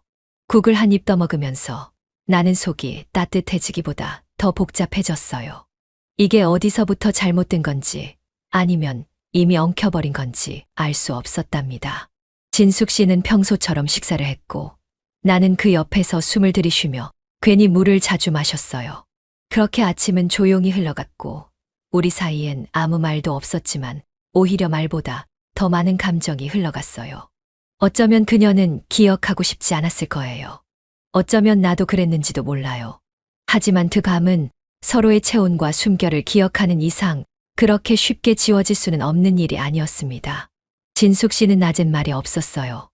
마치 어제의 일은 없던 일이었다는 듯 평범한 얼굴로 아침을 차렸고 설거지를 하고 나서는 조용히 거실 한쪽에 앉아 창밖만 바라봤습니다. 나 역시 아무 말도 꺼낼 수 없었죠. 어젯밤에 그 일이 머릿속에 뚜렷하게 남아 있었지만 이상하게도 서로 그 이야기를 꺼내지 않으려는 분위기였어요. 그건 무서움이기도 했고 어쩌면 더 큰 혼란을 피하기 위한 선택이었을지도 몰라요. 하루가 그렇게 조용히 흘러갔고 해가 지기 시작하면서 다시 긴장이 스멀스멀 몸에 차올랐어요. 밤이 되자 진숙 씨는 다시 내 옆에 앉았어요. 이번에는 거리를 두고 앉았지만 그 묘한 기류는 숨기지 못했죠. 그녀는 아무 말도 하지 않고 손톱 끝을 만지작거렸고 나는 그런 그녀를 힐끔거리며 애써 눈을 피했어요. 텔레비전에서는 낯선 드라마가 흘러나오고 있었고 대사도 화면도 하나도 귀에 들어오지 않았어요. 손등이 가볍게 스쳤고 나는 본능적으로 움찔했어요. 하지만 진숙 씨는 아무렇지 않은 척 그저 한숨을 내쉬며 중얼였죠. 창민 씨, 왜 이렇게 조용해요? 나 미워요. 그 말에 대답하지 못했어요. 오히려 내가 묻고 싶었죠. 내가 왜 이런 상황에 흔들리는지, 왜 이렇게 죄책감과 욕망 사이에서 허우적거리는지 말이에요. 하지만 내 입은 굳게 다물려 있었고 대신 가슴이 먼저 반응하고 있었어요. 얇은 티셔츠 아래로 내려앉은 그녀의 시선, 그리고 그 안에 감춰진 의도는 너무나 분명했어요. 하지만 이번엔 이상하게도 내가 먼저 몸을 기울이고 있었죠. 어제 일은 그냥 실수라고 할 수 있을까요? 그녀는 고개를 살짝 돌려 내 눈을 바라봤고 아주 천천히 고개를 저었습니다. 아니에요. 나 오늘도 똑같은 실수하고 싶어요. 나는 숨을 들이켰고 그 숨소리에 그녀가 몸을 기울였어요. 이불 위로 손이 올라왔고 가볍게 내 손등을 덮었어요. 나는 그 손을 치우지 않았고 오히려 손가락을 엇갈리듯 겹쳤어요. 손끝에서 느껴지는 체온은 더 이상 피할 수 없는 감정의 신호 같았죠. 그녀가 다시 말했어요. 창민 씨가 먼저 안아주면 나 오늘 밤 덜 무서울 것 같아요. 그 말이 끝나기도 전에 나는 몸을 돌려 그녀를 바라봤고 그녀는 고개를 숙인 채 두 손을 무릎 위에 가지런히 모으고 있었어요. 그 모습이 이상하게 작아 보였고 나는 천천히 손을 들어 그녀의 등을 감쌌어요. 이번엔 내가 먼저였습니다. 먼저 그녀의 입술을 찾아갔고 먼저 그녀의 허리를 당겼고 먼저 눈을 감았어요. 그녀는 놀란 듯 살짝 물러났지만 곧 내 팔 안으로 들어왔고 말없이 숨을 들이켰습니다. 그 순간 모든 게 다시 무너졌어요. 손끝이 피부를 따라 움직였고 그녀는 속삭였죠. 괜찮아요. 어차피 다 지나가는 거예요. 오늘도 어제처럼. 나는 그 말에 고개를 끄덕였고 그녀의 손이 다시 셔츠를 풀었어요. 단추는 하나씩 느리게 풀려갔고 어둠 속에서 우리는 서로의 숨소리만으로 감정을 나누고 있었습니다. 오늘은 내가 먼저였고 그녀는 아무 말 없이 모든 걸 받아들였어요. 침대는 점점 더 뜨거워졌고 이불 아래는 더 조용해졌어요. 결국 나는 외로움이라는 이름으로 죄를 정당화했고 그녀는 같은 외로움으로 나를 끌어안았습니다. 아침 햇살이 현관문 아래로 길게 비추고 있었습니다. 나는 커피를 내리며 자꾸만 진숙 씨를 쳐다보게 됐어요. 전날 밤이 너무 선명해서 그런지 그녀와 마주치는 눈빛마다 설명할 수 없는 감정이 튀어나오려 했죠. 그런데 그녀는 언제나처럼 조용했고 마치 아무 일도 없었던 사람처럼 냉장고 문을 열고 계란을 꺼냈어요. 어제 괜찮으셨어요? 제가 먼저 말을 꺼냈고 그녀는 고개를 돌리며 살짝 웃었죠. 응. 덕분에 잘 잤어. 창민 씨 덕분에 따뜻했어. 그 말에 난 숨을 들이마셨고 대답은 쉽게 나오지 않았습니다. 어젯밤의 그 장면이 아직 손끝에 남아 있었고 차가운 공기와 섞여 이상하게 아침이 무겁게 느껴졌거든요. 그 순간이었어요.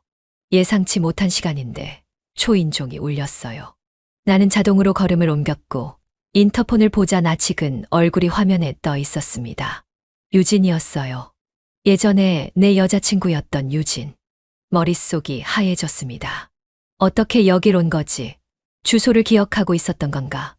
한참을 고민했지만 이미 그녀는 문 앞에 서 있었고 초인종을 2번 더 눌렀어요. 진숙 씨는 갑자기 얼굴이 굳더니 손에 들고 있던 펜을 내려놓고 제 쪽으로 다가왔어요. 누구야? 유진이요. 그녀는 아무 말도 하지 않았고 나는 조심스럽게 문으로 향했어요. 그런데 그때 유진은 이미 현관문 앞에서 한 발짝 떨어진 채 서 있었습니다. 문틈 사이로 그녀의 그림자가 보였고 나는 숨을 참은 채 문에 귀를 댔어요. 여기 있는 거 다 알아. 엄마, 안에 있는 거 알아. 진숙 씨는 제 어깨를 밀고 조용히 말했습니다. 내가 나갈게. 그냥 그대로 있어요. 그녀는 문을 열었고 나는 살짝 몸을 뒤로 뺐어요.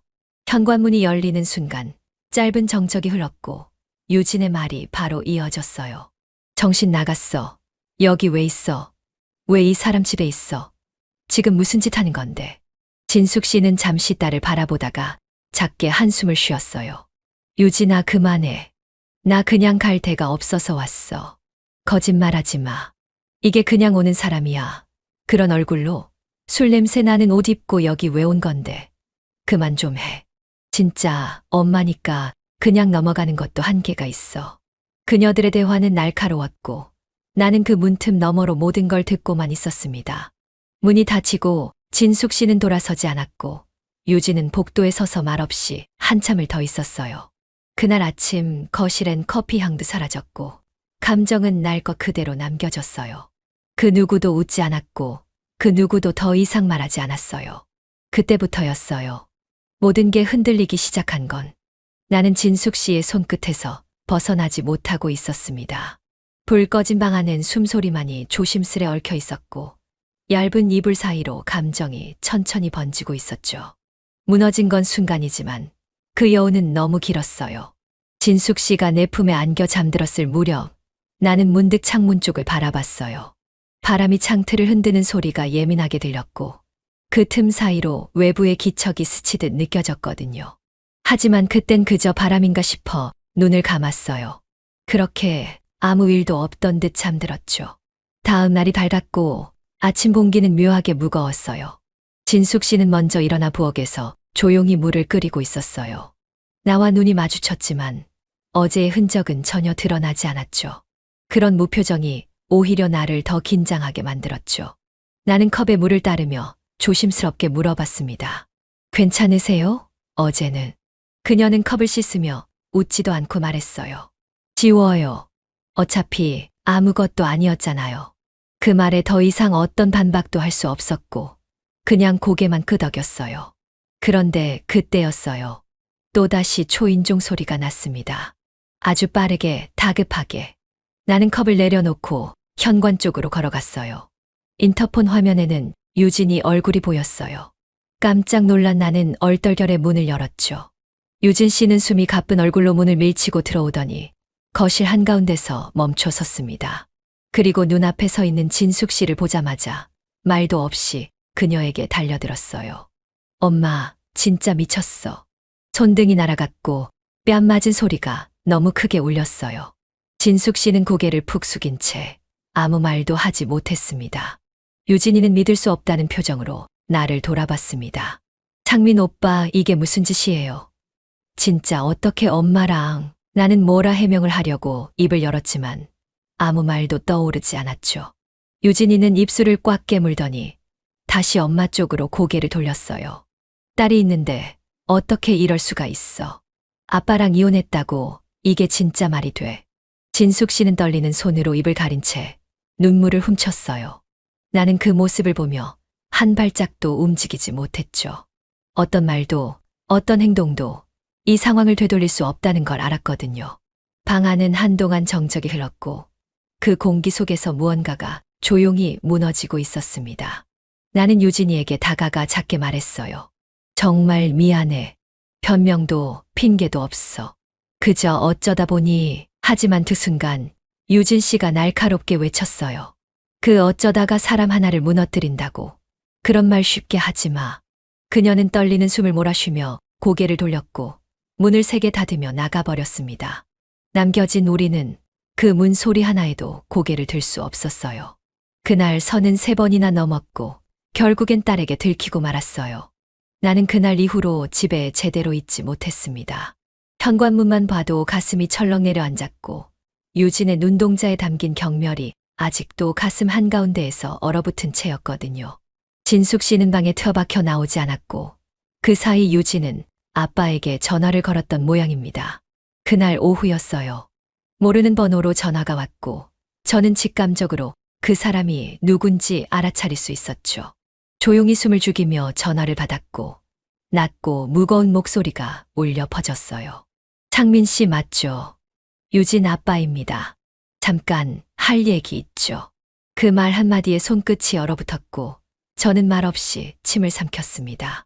상대는 말하지 않아도 화가 치밀어 오르는 듯했고 감정이 묻어나는 숨소리가 이어졌죠. 우리 어른이잖아요. 이게 사람으로서 해도 되는 일이었는지 그거부터 생각 좀 해보세요. 저는 그 말에 대답조차 할 수 없었답니다. 모든 게 사실이었고 어떤 핑계도 변명도 비겁하게만 들릴 뿐이었죠. 전화를 끊고 나서 저는 아무도 모르게 짐을 싸기 시작했어요. 진숙 씨는 거실에 나와 조용히 앉아 있었고 저를 바라보지도 않았어요. 우리는 서로 눈을 피한 채 조용히 시간을 흘려보냈습니다. 저 잠깐 좀 다녀올게요.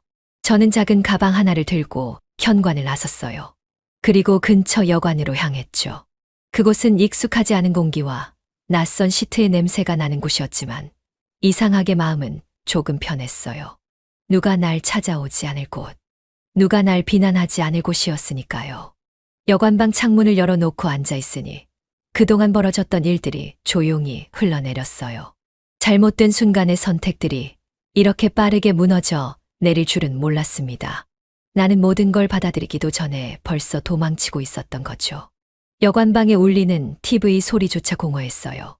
그날 밤 나는 전등을 켠 채 잠들었고 한밤중에 불쑥 찾아올지도 모를 죄책감의 그림자를 조용히 기다리고 있었습니다.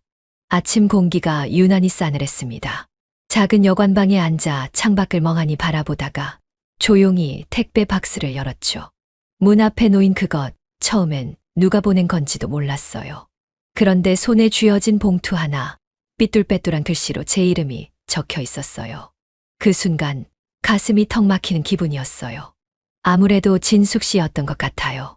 편지지에는 향긋한 비누 냄새가 남아 있었고 그 냄새에 이상하게 눈이 시큰해졌어요. 저는 조심스레 편지를 펼쳤고 진숙 씨의 글씨가 고르지 않게 적혀 있는 걸 보자마자 한 줄도 넘기기 전에 가슴이 뻐근했었죠. 창민 씨, 나 많이 철없었죠. 그래도 그날 밤 당신 옆에 있었던 순간만큼은 거짓이 아니었어요. 나도 한 번쯤은 누군가에게 기대고 싶었어요. 읽는 내내 손끝이 떨렸습니다. 글자 사이로 번진 잉크, 거기엔 눈물이 섞여 있었는지도 몰라요. 글씨는 이어졌고 그녀의 마음이 조용히 전해졌어요. 나는 엄마로서도 여자로서도 실패했어요. 딸한테도 상처만 주고 당신한테도 멍청한 부탁만 했죠. 그런데 그날 밤 당신이 날 안아줬을 때 그게 뭐였는지는 몰라도 나는 살고 싶다는 생각을 처음 했어요. 저는 숨을 삼켰고 눈시울이 뜨거워졌습니다. 편지는 계속되었어요. 하룻밤만 안아주면 안 되냐고 말했던 건 정말 큰 용기가 필요했던 말이었어요. 당신이 거절했다면 나 자신을 더 미워했을지도 몰라요. 하지만 그날 당신은 아무 말 없이 나를 감싸줬죠. 난 그걸로 충분해요. 그 문장을 읽는데 눈물이 뚝 떨어졌습니다. 눈물 한 방울이 종이에 닿자마자 잉크가 퍼졌고 그 순간만큼은 아무런 소리도 나지 않았어요. 가슴이 조용히 무너지고 있었어요. 편지 마지막엔 이렇게 적혀 있었습니다. 지금은 떠나야 할 때 같아요. 나도 당신도. 하지만 언젠가 다시 누군가에게 안기고 싶을 때 내가 당신 곁에 있었다는 걸 기억해 줘요. 창민 씨는 따뜻한 사람이었어요. 저는 편지를 가슴에 안고 천천히 숨을 내쉬었어요. 그리고 아주 작게, 아주 조용히 중얼거렸습니다. 진숙 씨, 나도 사람이라서 잊지 못할 것 같아요. 그날 눈물이 흘렀고 아무도 보지 않는 여관방 안에서 저는 그냥 울었습니다. 그저 울 수밖에 없었어요. 며칠 후 나는 유진에게서 마지막 연락을 받았습니다. 그 말은 단호했고 냉정했어요. 다시는 엄마 얼굴 안 볼 거예요. 라는 문장이 문자로 찍혀 있었죠. 짧은 한 문장이었지만 그 안엔 상처와 분노, 실망이 고스란히 담겨 있었어요. 저는 그 메시지를 몇 번이고 읽으며 숨을 내쉬었고 다시는 회복될 수 없는 무언가가 끊어진 걸 느꼈어요. 진숙 씨는 그 이후 병원에 입원했습니다. 스스로 걸어 들어간 건 아니었고 유진의 아빠가 조용히 입원 절차를 밟았다고 들었어요. 상담 치료를 받기 시작했다는 얘기도 들었고요. 몸이 아픈 건 아니었지만 마음이 너무 망가졌다고 했어요. 저는 문득 우리가 건드려선 안 될 경계를 넘은 거라는 걸 그제야 또렷하게 실감했어요. 다 괜찮을 줄 알았거든요. 아니, 솔직히 말하면 그날 밤만 지나면 아무 일도 없던 것처럼 될 줄 알았어요. 누가 들어주는 것도 아니었지만 입 밖으로 내뱉지 않으면 견딜 수가 없었거든요. 감정은 그렇게 쌓여서 터지는 거니까요. 나는 회사에 사직서를 냈고 아무에게도 말하지 않은 채 도시를 떠났어요. 너무 많은 시선들이 거슬렸고 나 자신도 도무지 감당이 되질 않았거든요. 그날 이후 나는 진숙 씨에게 연락하지 않았습니다. 병원에 있다는 걸 알고 있었지만 찾아갈 용기는 없었어요. 그녀도 나를 찾지 않았어요. 그건 서로를 위한 마지막 배려였는지도 모르죠. 우리는 그렇게 아무 말 없이 모든 걸 없던 일로 만들어버렸어요. 다만 그게 정말 없던 일이 될 수는 없다는 걸 너무나 잘 알고 있었습니다. 거실엔 아직도 그녀가 놓고 간 머리핀 하나가 있었고 매번 그걸 볼 때마다 난 혼자 중얼였어요. 그냥 한 번만 안아달라는 말, 그게 그렇게 큰 죄였을까. 그러곤 그 말을 삼키듯 조용히 컵을 씻었어요. 오늘도 아무 일 없다는 듯 살아가려 애쓰며 그렇게 하루를 마무리했어요. 그렇게 우리는 모든 걸 없던 일로 만들고 말았습니다. 그날 밤 저는 친구 민석을 찾아갔습니다. 연락을 끊고 지낸 시간이 꽤 되었지만 도저히 이 이야기를 묻어둘 수는 없었습니다. 집 근처 포장마차에 앉아 맥주잔을 마주하고 나서야 겨우 숨을 고를 수 있었어요. 의외로 그는 아무 말 없이 제 얼굴을 바라보며 조용히 기다리고 있었어요. 그게 오히려 더 힘들었어요. 입을 떼는 순간 이 모든 걸 인정하게 되는 기분이 들었거든요. 나 정말 이상한 짓 한 것 같아. 제 목소리는 생각보다도 작았고 술 기운인지 감정 때문인지 가슴이 먹먹했어요. 민석은 말없이 고개만 끄덕였고 저는 맥주를 한 모금 마신 뒤 다시 입을 열었어요. 사랑은 아니었어. 근데 이상하게 너무 외로웠어. 그냥 누군가 옆에 있어줬으면 했던 거야. 그게 꼭 그 사람이었어야 했던 건 아닌데 그날 밤엔 그 사람이 거기 있었던 거야. 민석은 잔을 들고는 한참을 바라보다가 조용히 건넸습니다. 아무 말도 하지 않았고 그게 또 한 번 날 무너뜨렸어요. 위로하지도 비난하지도 않는 침묵이 그렇게 무서울 수가 없었습니다. 저는 두 손으로 얼굴을 감싸며 웃는 척했지만 눈물이 묻어나는 걸 막을 수는 없었어요. 진숙 씨랑 3번이나 그 중에 한 번은 유진이한테 들켰어. 그녀가 울고 나도 아무 말 못했어. 전에는 누굴 그렇게 울게 만든 적이 없었거든. 말을 하다 보니 이게 정말 내 얘기가 맞나 싶었어요. 이게 진짜 현실이었나 머릿속이 멍해졌습니다. 민석은 그제야 조심스럽게 입을 열었어요. 창민아, 너 그렇게까지 외로웠냐? 그 질문이 심장을 세게 쳤습니다. 고개를 끄덕였고 그게 대답이자 변명 같았어요. 말끝마다 머뭇거리는 자신이 너무 한심해 보여서 고개를 떨궜어요. 하지만 민석은 고개를 돌려 밤하늘을 바라보며 말했어요. 살다 보면 누굴 안아야 살 수 있을 때가 있어. 근데 그게 꼭 옳은 건 아니야. 그냥 그럴 수는 있어. 이해는 해도 동의는 못 하겠다. 그 말이 딱 지금의 제 자리를 설명하는 것 같았습니다. 저는 가만히 있었습니다. 포장마차의 불빛이 희미하게 깜빡였고 그 아래서 맥주 거품은 천천히 꺼지고 있었습니다.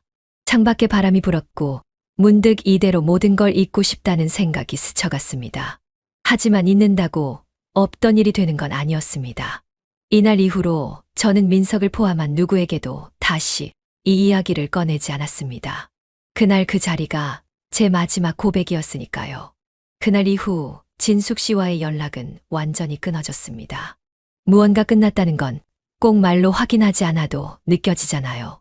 카톡 알림 하나 울리지 않았고 집안은 다시 너무 조용해졌어요. 텅 빈 거실을 바라보며 괜히 TV를 켰다가 이불을 펴지도 않은 채 멍하니 누워있곤 했어요. 사람이 그리운 게 아니라 그 사람이 흘리고 간 공기들이 남아 있었던 거죠. 며칠 후 초인종 소리가 울렸습니다. 화면에는 유진 씨 얼굴이 보였고 예상치 못한 방문에 심장이 한 번 쿵 하고 내려앉았어요. 문을 열자 그녀는 말없이 사진 한 장을 내밀었고 그 사진 속엔 진숙 씨가 담담한 표정으로 병원 복도를 걷고 있었어요. 짧은 머리, 흐릿한 웃음, 그리고 손에는 종이봉투가 들려 있었는데 어딘가 단단해 보였어요. 엄마, 이젠 정리했대요. 창민 씨한텐 고마웠다고. 유진은 그 말을 마치 대사처럼 읊고는 고개를 숙였어요. 저도 아무 대답을 하지 못한 채 그 사진만 오래 바라봤습니다. 편지 같은 메시지는 없었지만 그 사진 한 장이 말보다 더 강하게 전해졌어요. 병실 유리창 너머로 비친 빛, 쓸쓸한 복도, 그리고 그녀의 어깨선까지. 모든 게 담담해 보이면서도 왠지 모르게 따뜻했어요. 진숙 씨는 결국 다시 일상을 찾은 거겠죠. 어떤 일은 그렇게 아물지 않아도 그냥 덮고 살아야 하니까요. 저는 그날 밤 사진을 작은 서랍 속에 조심스레 넣었어요. 쉽게 닿을 수 없는, 하지만 영영 버릴 수도 없는 곳에요. 그리고 그 위에 오래된 편지지 한 장을 올려두며 서랍을 천천히 닫았습니다. 그 감정이 사랑이었는지 외로움이었는지는 아직도 모르겠어요. 하지만 분명했던 건 서로가 서로에게 누구도 아니었던 시간이 한동안은 계속 떠오를 거라는 사실입니다. 몇 달이 흘렀습니다. 사람 마음이란 게 참 묘해서 그렇게 떠들썩하고 복잡했던 날들이 어느새 잊혀지기도 하더라고요. 이젠 집안에 진숙 씨의 흔적은 남아있지 않았고요. 거실 소파는 새로 바꿨고 주방엔 더 이상 누군가의 컵이 2개씩 놓여있지 않았습니다. 평범하게 혼자 살아가는 법을 다시 배워야 했던 시간이었습니다. 비가 올 듯 말 듯한 흐린 밤이었어요. 혼자 맥주 한 캔을 들고 창밖을 바라보며 앉아 있었죠. 조용히 흘러나오던 라디오 소리마저 멎었고 집안은 숨소리 하나 없이 고요했어요. 그렇게 아무 생각 없이 앉아 있을 때였어요. 갑작스레 초인종 소리가 울렸어요. 단정하게 2번, 그리고 다시 한 번 더. 나는 잠시 멈춰서서 그 소리에 귀를 기울였어요. 누군가 문 앞에 서 있다는 건 분명했죠. 하지만 그게 누구일지 예상은 가도 확신은 가지 않았습니다. 그 순간 심장이 조용히 내려앉는 느낌이었어요. 조명이 꺼진 현관 쪽은 어둠에 잠겨 있었고 내가 그곳을 향해 걸어가고 있다는 사실이 조금은 기묘하게 느껴졌습니다. 문에 다가가니 그 반대편에 분명 누군가의 기척이 느껴졌어요. 숨죽이고 기다리는 조심스러운 기운이요. 몇 초간 문 손잡이를 쥔 채 망설였고 심장은 뜻밖에도 빠르게 뛰고 있었어요. 혹시 또 그녀일까 하는 생각이 들었지만 그 어떤 말도 소리도 들려오지 않았습니다. 나는 조용히 고개를 들고 문을 바라봤어요. 인터폰 화면은 꺼져 있었고 기척은 점점 더 미세해졌습니다. 초인종 소리는 다시 울리지 않았고요. 손잡이를 쥐고 있는 손끝이 서서히 차가워졌습니다. 잠시 후 나는 아주 천천히 입을 열었어요. 이번엔 열지 않을 거예요. 그 말은 스스로에게 하는 말 같았어요. 다시는 같은 실수를 반복하지 않겠다고, 그 감정에 또 무너지지 않겠다고, 나 자신에게 경고하는 듯한 속삭임이었죠. 잠시 서 있던 나는 조용히 손을 떼고 거실로 돌아왔고 컵에 남은 맥주를 한 모금 삼켰어요. 모든 감정이 다 사라진 건 아니에요. 죄책감도 후련함도 여운도 남아 있었죠. 하지만 지금 이 순간 나는 문을 열지 않았습니다. 그리고 그것이 내가 선택한 그 뒤였습니다.